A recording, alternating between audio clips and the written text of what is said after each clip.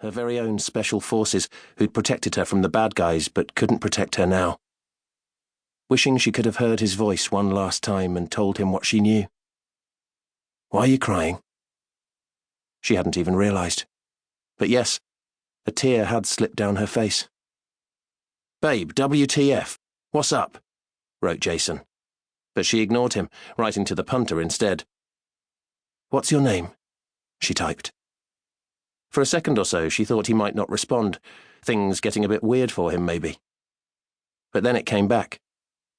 Peter. That was probably a lie, but as one who'd been living under a false identity for so long, she could hardly judge. Either way, it felt better knowing his name, alias or not.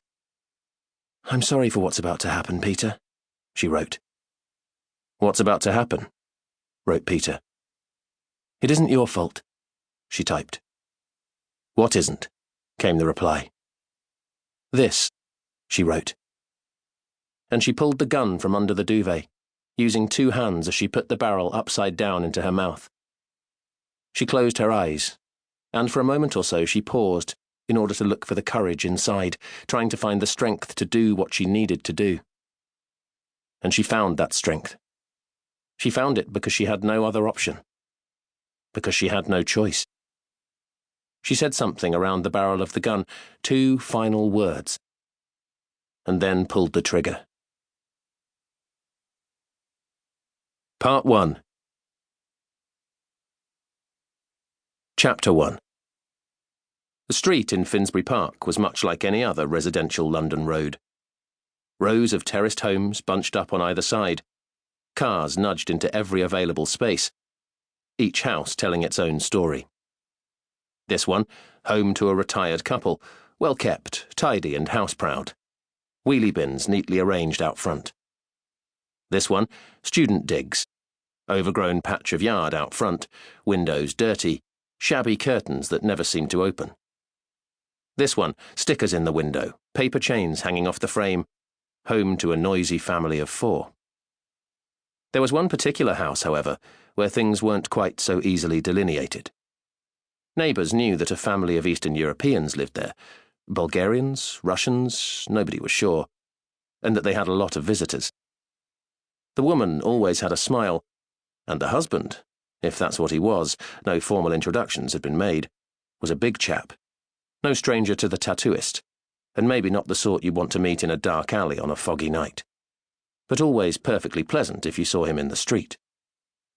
And that was it.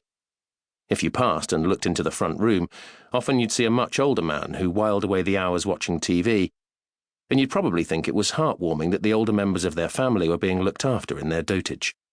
Not like the British, who are happy to let them rot in an old folks' home.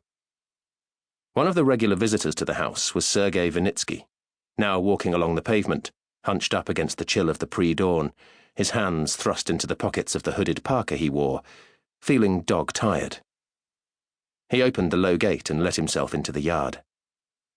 Raising his hand to knock, he noticed that he still had blood beneath his fingernails, and he made a mental note to wash his hands thoroughly before he slept, which would, with any luck, be very soon indeed. He knocked at the front door. 1, 2, pause. 1, 2, pause. 1, 2. As he was knocking, he glanced into the front window of the house. Sure enough, sitting in his favourite chair in the front room was the man they called Grandfather, glued to an episode of some TV programme, cup of tea at hand. To look at him, you'd never know that this particular old man had killed and killed again, and that his favourite method of execution was to remove body parts one by one, literally to cut his victims to death. The door was opened by Dmitri's English wife, Karen. A welcoming smile dropped from her face like falling bricks as she closed the door behind Sergei and indicated for him to make his way along the hall. He remembered himself, stopped and called to Grandfather in the front room. "Hello, Dad," he said, Dad being the name reserved for those unrelated to Grandfather. Dmitri, his actual grandson, called him Dedushka. Karen, too. At the sound of the greeting, the old man turned his head in Sergei's direction and grinned toothlessly, his beady eyes gleaming. He inclined his head in reply, then switched his attention back to the TV. The Skinsman, they called him.